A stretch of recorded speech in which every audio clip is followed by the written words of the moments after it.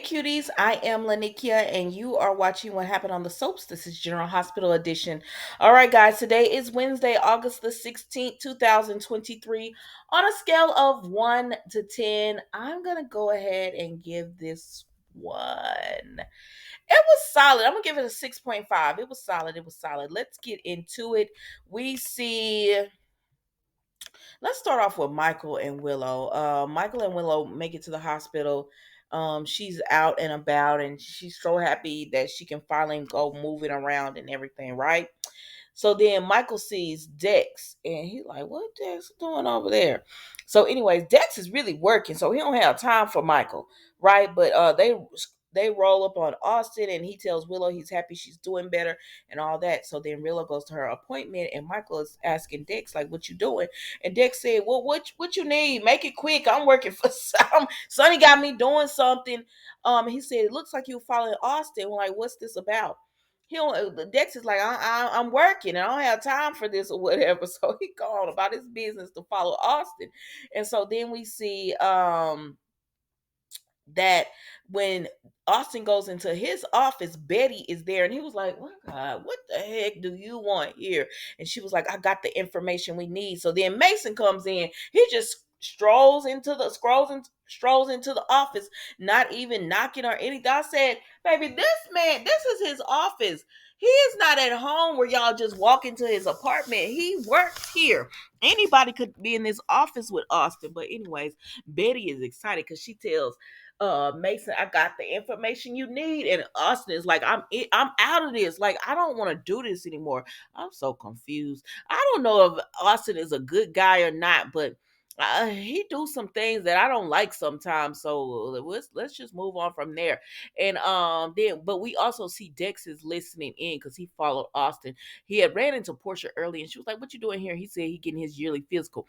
I said, Dex, you gonna have to start being more discreet or something, because everybody always catch you at this hospital. My gosh, or why don't y'all put a bug in Austin's office, a camera? You did it with Sonny, had his meeting with Pikeman. Why can't you do that with Austin? Have Ava to distract him. Have something. I don't know. Just do it. So, anyways, child, that's it with them.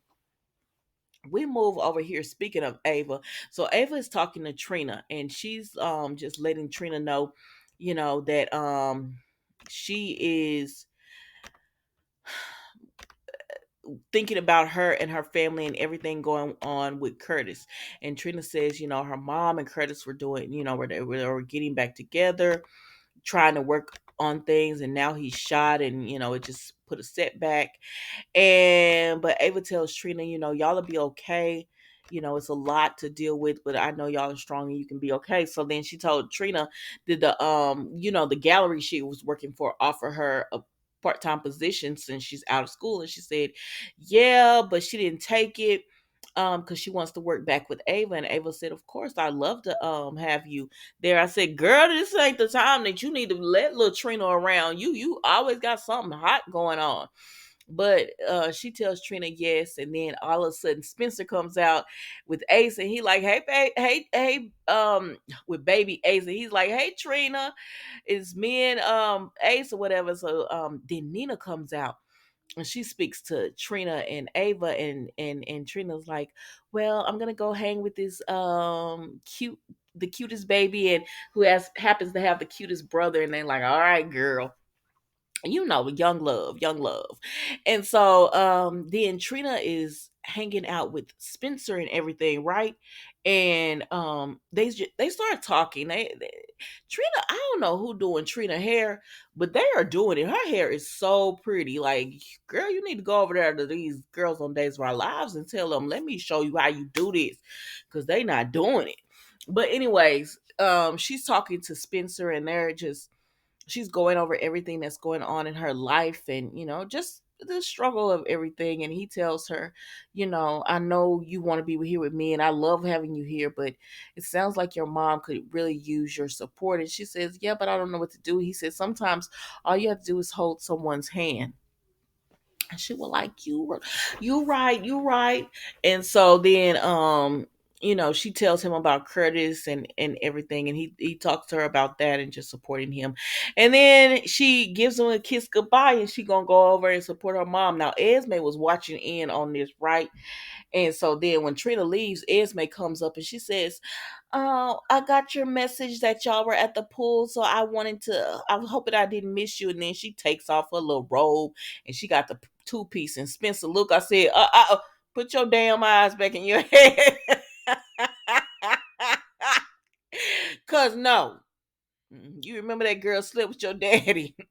But anyways, so Esme is Esme, and so she all up in talking to Spencer and everything, and they're talking about Ace and they doing that. It was nothing. Esme just trying to connect with Spencer. Anyways, let's move on.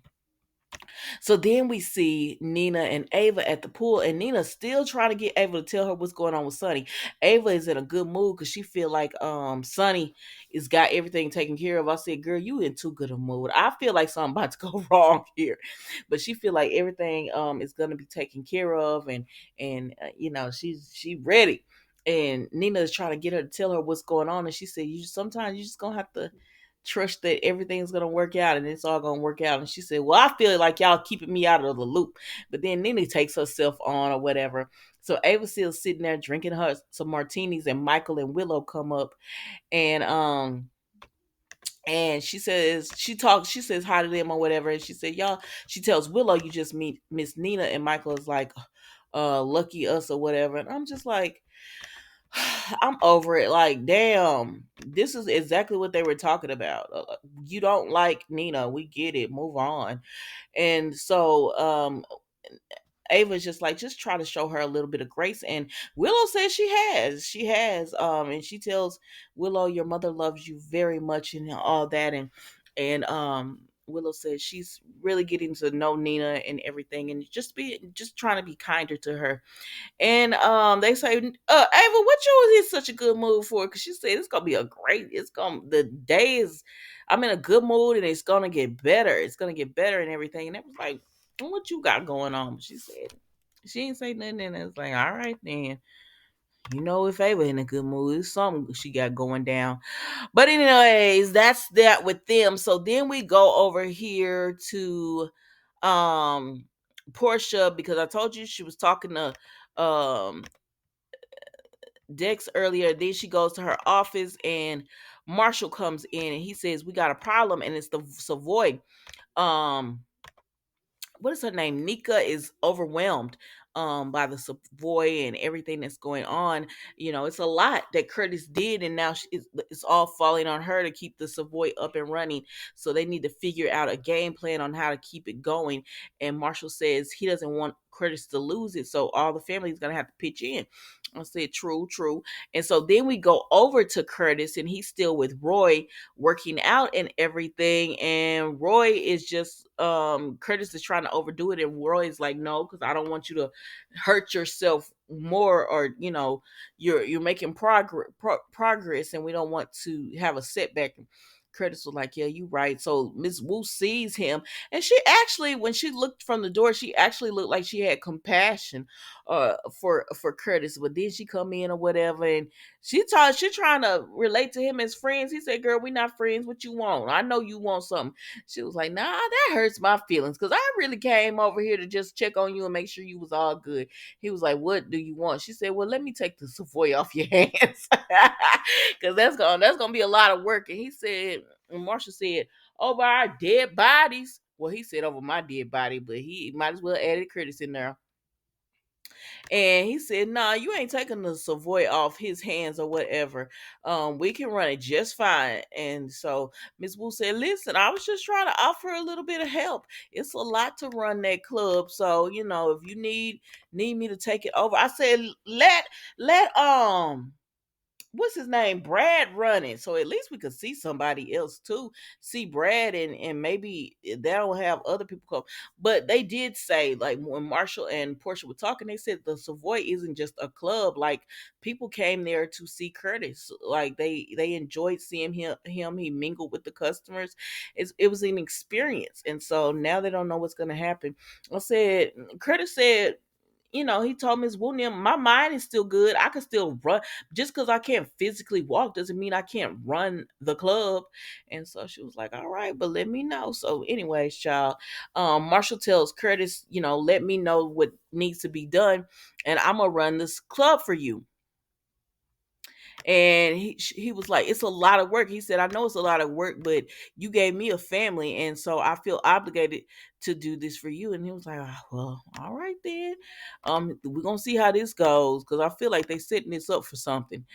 Okay, so then we go to Portia and Trina. So Trina goes over to speak to Portia, and Portia is looking at different ways that they can have wheelchairs, because they have the upstairs. Do you have a straight staircase? Do you have a curved staircase? And it's called how much it would cost to adjust the home, make it wheelchair accessible and everything. And Trina was like, wow, I didn't know it was going to cost this much. But Portia's happy to see her. And she's like, oh, you didn't have to come over. And she said, well, it wasn't my idea. Spencer pushed me. I was telling him about everything. And he told me that you probably could use me, use a shoulder to cry on. Well, she didn't say that, but that's what I heard. You could use a shoulder to cry on, a hand to hold, and just someone to talk to, and so support right now. And she said, but the drinks were her idea. And I said, look at Spencer, always trying to tell Trina the right thing, like go support your mom, or it's cool, you could go do this, you could go do that. Meanwhile, Portia over here just being nasty. That's why I have no sympathy for her. I want to, y'all. I want to have some sympathy for Portia, but she just so nasty. And sneaky about it. Like she's such this moral person. And I'm just like, girl, all the stuff you've done and lied about, and you want to be nasty nice to Spencer, like, child, boo, no ma'am. But anyways, that's it with them, y'all. They just talking about how Curtis is gonna need all the help he can get whenever he gets out. Oh, y'all know I always talk about this story last because it just irritates the heck out of me. So we go over here and we see Sam talking to Cody. So she talking to Cody, and Cody is just like, Gladys, I went and saw he snuck in and saw Portia. I mean Portia, Sasha. He said it's not good. She had a blank face. She became irate, and when I tried to touch her, and he said somebody giving her drugs, Sam. And she said, "Oh my God, but how can we prove it?" She said, "We need proof." And he said, "See, I knew you weren't gonna believe me." She said, "I believe you, Cody, but we gotta have proof." And he said, "All right." And she said, "Where you going?" He said, "I'm going to get proof." So then Gladys ran herself down to the police station, and she filed a restraining order against Cody. And she talking to Dante, and Dante said, anybody could have took y'all. Like, what we doing here? Because she was like, I want to file this restraining order, and I want Cody, was to stay away from Sasha. So Dante sits down with her, and she was like, "Oh, you don't want to do it because that's your friend." He said, "First of all, I didn't say that. We do this procedure with everyone where we need to get your statement and all that." So then at this time, Mac comes up, and Mac is like, "What's going on?" And she tells him what's going on. And Mac said, "Dr. Robinson, and Dr. Robinson, Mr. Officer Robinson can help you." I think that's what his name was. Anyways, child.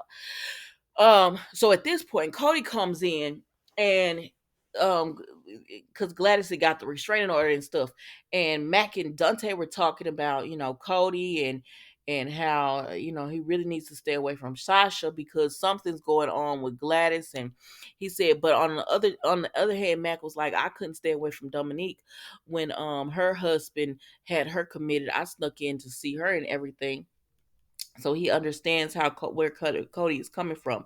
So then Cody comes in, and he's like, "Y'all, Dante, why the hell you not doing your job?" And I said, "Tell him, Cody, because didn't you tell him about Gladys and this money she getting from Sasha or whatever? Why you not do? Why you ain't told your daddy, Dante? Why haven't you told somebody?"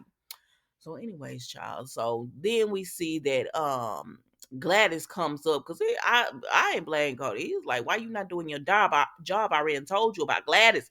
And Gladys comes up and she, here you go, and she slaps it on Cody's chest. And he was like, "What's this? A restraining order. You stay away from Sasha." Y'all know I can't stand Gladys. Can't stand Gladys. And Cody was like, "Oh, a restraining order against me?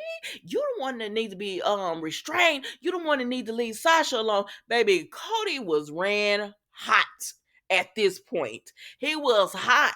He said, "You gonna put a restraining order on me? Let's tell the truth and shame the devil." I said, "What we about to say?" He said, "Girl, you are the one that needs a restraining order, so you can't mess with Sasha because I know you've been doing something to that woman.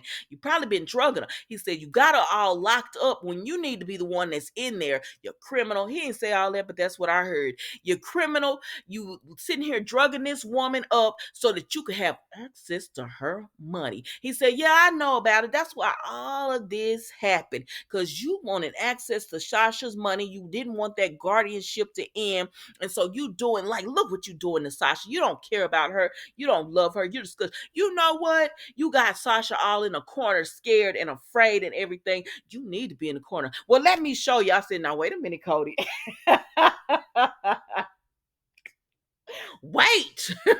Now, you know I'm for you telling Gladys off, but don't put your hands on her now. I don't like to see that on any soap. Like, I know Gladys is a villain and all that, but don't put your hands on her now. And so Mac and Dante stop him and they take him into the holding cell and everything. And Gladys, "I want to press charges against Cody Bale." And he said, "Oh, Gladys." And she said, "Oh no, what, you gonna try to talk me out of this, Mac? You gonna try to talk me out of this, Mac? No, I'm pressing charges. And if you don't do it, I'm gonna sue the PCPD." And he said, "All right. I mean, no, I'm not trying to talk you out of nothing." He said, "But what's gonna happen is then we're gonna have to open an investigation because Cody gonna have his side, and we're gonna have to look into anything that he said on why he was coming at you." He said, "Now when we look into it, we gotta verify if his claims are true or not. So we're gonna have the investigation on his claims. So you still want to press charges?" "I want this restraining order." She said, "I want this restraining order enforced." And she got her butt on out of there. And I said, "Mac, that should tell you right now to look into what Cody is saying. But you gonna run your butt up in there talking about, Cody, you are out of line. You're going off the deep end." He didn't say that, but that's what I heard. Like, "What are you trying to do?" And I said, "Didn't you hear the man say the woman is doing Sasha dirty? Investigate." So then we go over here to the doctor, and the doctor ain't no dang good, but Mandy is. And Mandy's like, "Sasha, what's the matter? What's going on? And what did you take? Like, what's been going on?" And Sasha can't tell her anything because the doctor drugging the girl up so heavy. And so then we see the doctor comes in when she was trying to say something to Mandy, or Mandy was asking her questions, and Mandy said, "I ran for her blood work to be done because this ain't normal. This not how she's supposed to be reacted on the meds that we gave her. So something else ain't right up in here." And so the doctor is telling Mandy, "Oh well, I'll just get the blood work results and all that. And why are you questioning her and all that?" He don't want Mandy away, and she apologizes to him, and he was like, "No, it's cool, it's cool." But when she leaves, the other nurse, what's her name, Janice, comes through, and he told her, "I think there's been some substance given to Sasha that shouldn't be, like drugs." And she was like, "What?" No, because they keep it locked down. She was like, "I don't know how should we get that." He said, "Well, let's have Mandy removed from the case." "Of course you do." He don't want her to be her nurse anymore. And she said, "Mandy's been here. She's our best. She's been here for a while." And he said, "Yeah, but just to be on the safe side and to protect Mandy, we want to make sure that no one's giving her these drugs or whatever." And I was like, "Oh," she was like, "Okay." So then Mandy tells Janice later on, "I was removed from Sasha's case or whatever." And she was like, "Yeah, but you know how these psychiatrists come in, they think they run everything." And so At this point, I said, Mandy, please go and find Cody or somebody and go talk to them. Please talk to somebody. And so at this point, because Mandy already knew something not going on, but she's not suspecting the doctor. So the doctor is now left alone with Sasha, and he telling her about, her attacking Cody, and how she's getting drugs, and she's like, no, I'm not, but she's not. He keep drugging her up where she can't put her thoughts together, and so he gives her more drugs. I said, sir, what? So he gives her more drugs and everything, and then he leaves out. So Janice comes in. Excuse me, sorry about that, guys. Janice comes in and she's checking Sasha. And when he leaves out and Janice goes in, Sam comes around the corner. I said, dang, Sam, you didn't get to see the man drugging Sasha up. And she hears the nurse talking to Sasha, and Sasha screaming, no, no, no, no, no, and starts screaming and all that. And Sam is just like, oh my God. I don't know. Wrap this storyline up. I mean, on one hand, it's a good storyline because I want Gladys to get caught, but on the other hand, I can't continue to watch Sasha stuff suffer. It's not cute to sit here and watch this woman suffer like this. But y'all, this review is long enough. Thanks for watching and subscribing to the channel. Don't forget to comment and share wherever you share. You guys have a blessed day, and I will see you tomorrow for an all new episode of What Happened on the Soaps General Hospital Edition. Thank you for watching. Goodbye.